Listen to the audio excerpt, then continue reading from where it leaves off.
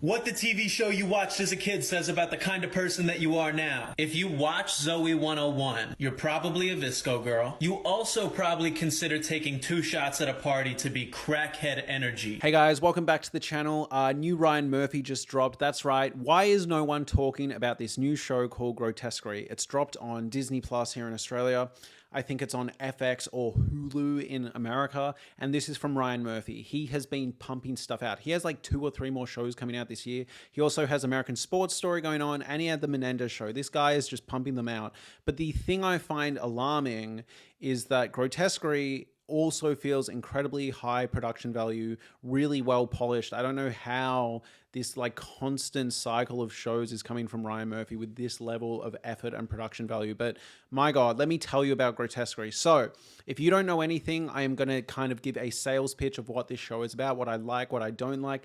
Then if you need a little more convincing, I will get into light spoilers. And then after that, I'm going to get into full spoilers. So I'll kind of let you know as we are transitioning from each of these phases. Now, from the jump, if you liked Longlegs, if you like Seven, if you like Zodiac, if you like really kind of gritty, grounded, but also surreal horror, you will like Grotesquerie. All right, the first couple episodes of Grotesquerie feel like Ryan Murphy saw Longlegs and went, let me do a even more horrific, gorier, grittier version of that concept, you know, of that exploration of supernatural elements and, you know, small town crime and that kind of grounded Seven David Fincher-like procedural. This is an incredibly fascinating show.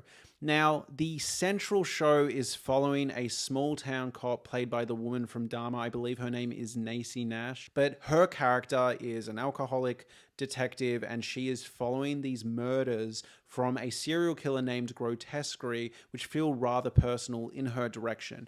And the season opens with her kind of going into one of these murder scenes, and everyone, all the cops are like, oh, you don't want to go in there. It's properly horrific. Be careful. And you know, you see this a lot in horror shows. All right. Like oftentimes I'm very underwhelmed because the movie will act like something is really horrific. And I'm sitting there going, yeah, really? These are the murders in Grotesquerie, the crime scenes that they stumble across are genuinely insane. And each one is horrific and sadistic and confronting in a very different way. It reminds me of Seven. You know, in Seven, each of those murders was kind of horrifying and haunting in a very different way. And Grotesquerie hits it out of the park every single time. There's either a twisted sexual component or just a spectacle of gore that you don't expect to see in most mainstream television. Fair content warning, the show is full on. And not only is it full on in stuff like that, but it's also full on in themes and character dynamics. It explores issues of alcoholism, binge eating disorder, like generational abuse cycles, religion as well. This show is very interested in confronting and tackling the ideas of religion, both good and bad. And if you are not yet sold, this show features another star-making performance from our boy, Nicholas Chavez. Dimes, motherfucking dimes! Fucking millionaires. And we can't get a roll of fucking dimes. We don't stop publishing. We publish more. My God, is he good in this show. If the church does not modernize, it will die, Bishop. Spinning classes. For couples of faith, perhaps.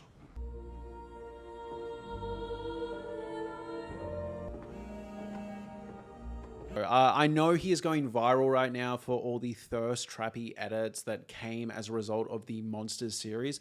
Hey Mafia, after what we've been through, I'd like to see you try. Hey Mafia, after what we've been through, I'd like to see you try.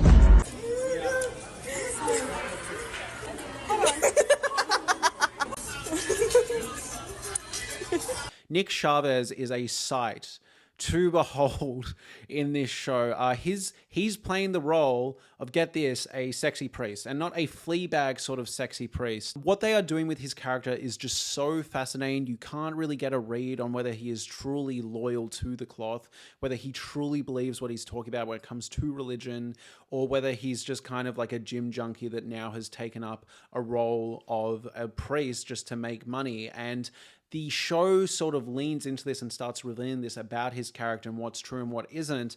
But the initial couple episodes, this is a really interesting dynamic to explore. On top of that, our lead character, our lead detective, also teams up with a nun, and their dynamic is really interesting. I will note that I think my favorite dynamics in the show are the nun and the sexy priest, Nicholas Chavez, and our lead character detective and her husband Marshall. But aside from that, I do find when our lead detective and the nun are hanging out together, it's probably the kind of slowest scenes of the show. The big issue I have with this show so far is the character of the nurse, but aside from that, this show is incredibly compelling and starts taking some really big surreal swings as it kind of gets into its midpoint of the season. Now, yes, we are only up to the midpoint thus far, but I've really enjoyed how it started as this really gritty, grounded show and has slowly started to suggest maybe there is more something surreal and supernatural and otherworldly going on here. Again, it very much reminds me of Longlegs and that sort of tension Longlegs was playing with of, is there or isn't there a supernatural here at play?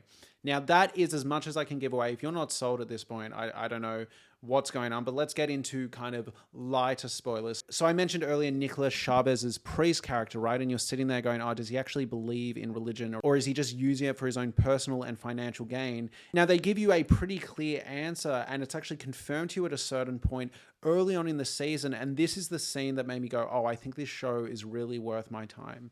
So basically the setup here, right, is Nicholas Chavez meets this nun and they have a clear sexual chemistry. Now, obviously a nun and a priest can't smash, right? They can't clap cheeks. That's against their religious values. And Nicholas Chavez gets home and I was just going to assume that eventually he's going to sleep with the nun because he's not that loyal to the cloth. But no, and the following scene you get is just this insanely horrific, interesting scene that made me go, okay, I need to actually recommend this show to certain people, right? If they can handle this content. So Nicholas Chavez gets home, gets on the bed, starts touching himself, and after he's done, he pulls out like a whip with barbed wire attached, it looks like, and starts punishing himself, starts giving himself these horrific lashes. And I thought here, the way the show played with your expectations, played with what you expected from Nicholas Chavez, and kind of toyed with your idea of, okay, he's not a serious priest, and then pull the rug from under you and go, no, actually, he's almost like demented in his loyalty to the cloth, and that's what makes his character kind of tick, is super fascinating. And Nicholas Chavez, just every single scene and monologue he gets completely steals the show. This is a genuinely great new talent that Ryan Murphy has found. And I know people are concerned that Ryan Murphy is going to have a similar sort of like muse relationship he had with Evan Peters. But I think Nicholas Chavez is built to handle it. This is seriously captivating TV. And the only thing I can think of is how cringy Nicholas Chavez's like early TikTok career is. You are watching these incredible scenes and monologues where Nicholas Chavez is really putting his whole shavusi into this performance, and then you are reminded that he like dressed up as a sandwich and used to be a TikTok e-boy.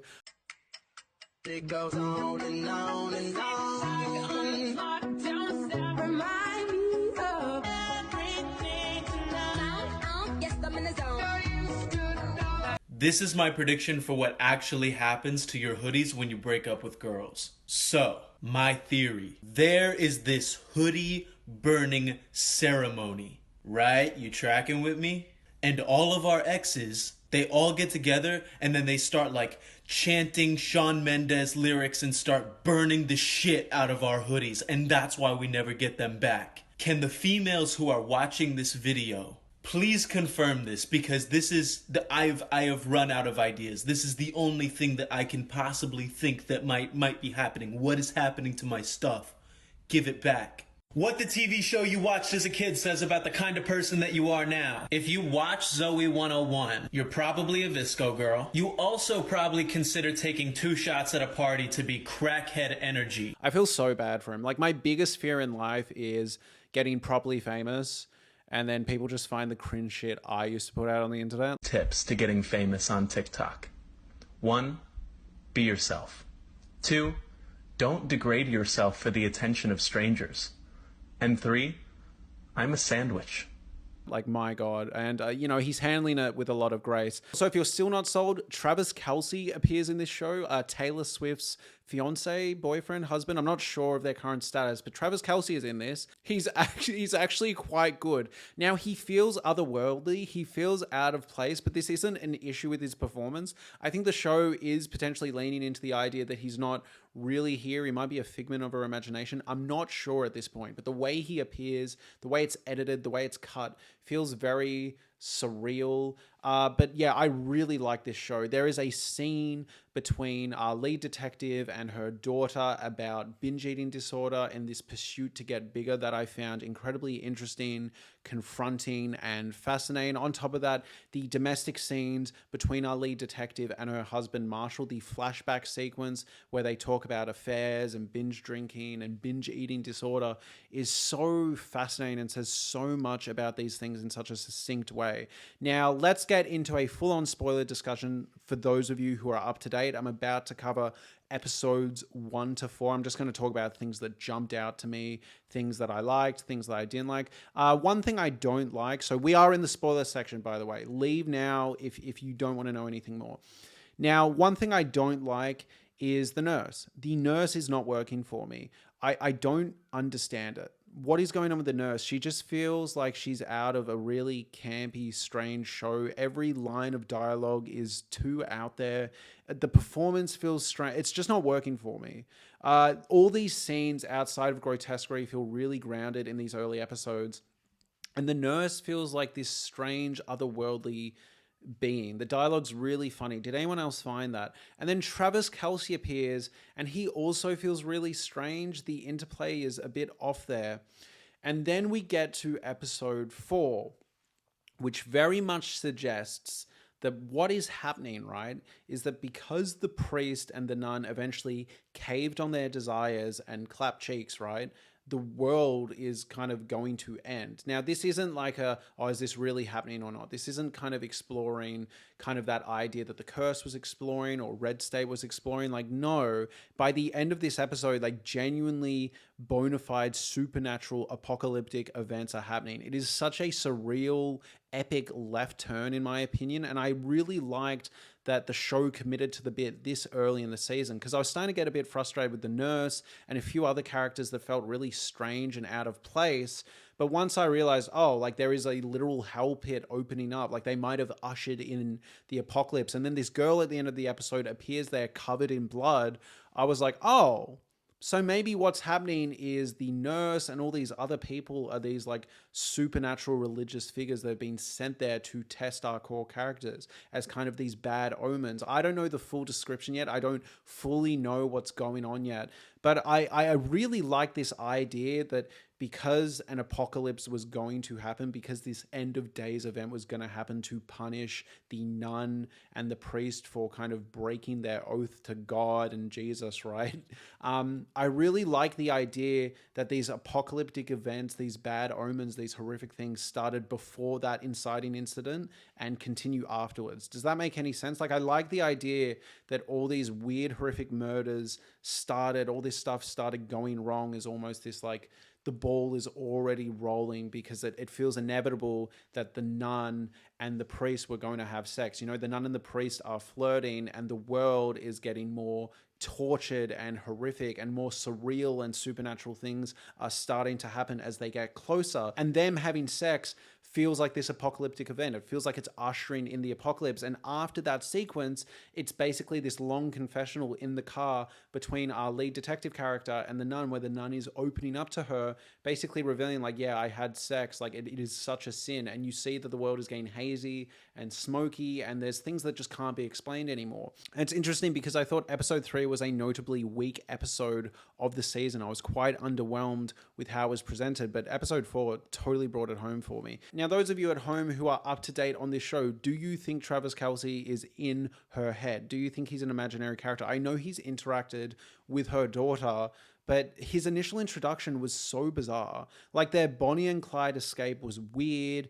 Him kind of getting in the car with her felt like a dream sequence. Like all of it felt so strange. But then episode 4 picks up like it was totally normal. Also, what do we think is going on with the nurse character? Do we think she's kind of like an agent from hell or something supernatural, and that's why she's so kind of all-knowing and Machiavellian and like weird? Or is it just weird campy writing from Ryan Murphy? Also, what do we make of the scene where after the nun touched the sexy priest's back and scars and kind of flirted with him a bit, and I think spat into his wounds, and he sucked her fingers? Like, they didn't have sex, but it was like getting there, right? And then afterwards she was like overcome and like possessed by this kind of like demonic spirit. Like, what did we make of that? Was it a metaphor for her being like sexually frustrated, or was it literally like this horrific religious experience? I guess given where episode 4 went and the idea that like this is the kind of thing that ushers in the apocalypse, or these horrific kind of like unexplainable events, I guess it is leaning to what I was saying before, where even the build up to them having sex was kind of like resulting in bad things for humanity, bad things for the town around them. You know, even flirting is resulting in the world kind of starting to tear at the seams. Also, what do we think of Grotesquerie? Do we think it's going to be someone in her personal life that she knows? Do we think all of this is just this weird purgatory limbo state that they're in and they're all being punished for their sins? Where do we think this show is going overall? Because to me, it felt like it was getting a bit more David Lynch and a bit more sort of like abstract and metaphorical and a bit more kind of up in the air as to what it could be doing. I don't think you are meant to take this as a really kind of logically sound world. And I think the way the show presents its visuals, you are meant to kind of note that, you know, like the show and the way it's presented, you can't really place it in time. They'll reference Twitter and smartphones and being up on Instagram and Facebook, but then the kind of like medical apparatus that is attached to Marshall's mouth looks like it's out of like BioShock or steampunk or something. It's incredibly bizarre. The way the show presents kind of like retro nostalgia elements, it's really hard to place a sense of time. And I'm wondering if this is an intentional way to let us know that this isn't really the real world. This is maybe a weird limbo or purgatory state that all these characters are in. It reminds me a lot of It Follows, where that movie felt like it was set in the 70s, but then they had these weird smartphones that felt like they were from the future.